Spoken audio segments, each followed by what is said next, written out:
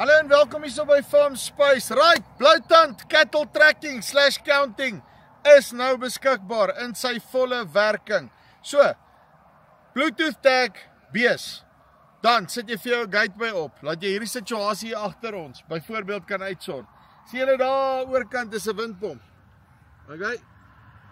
Nou, hoekom wil jy dit hê? Sien jy ons is langs 'n pad. Ons sien hulle honger het. Kyk hierso, né?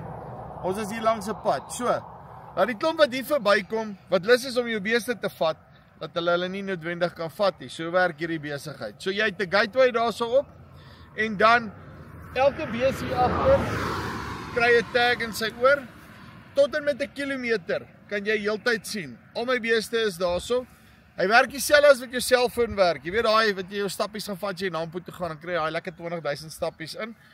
Hy het dieselfde besigheid op. So, hy sê vir jou, bees is daar, bees lewe. En hy's nou al getoets vir meer as 2 jaar. Hy het al sy issues uit hom uitgehaal. So, nou weet jy het 'n Hilux oplossing. Bloutand cattle tracking, liedjie bo of onder. En dan maak ons seker jou beeste is altyd daar.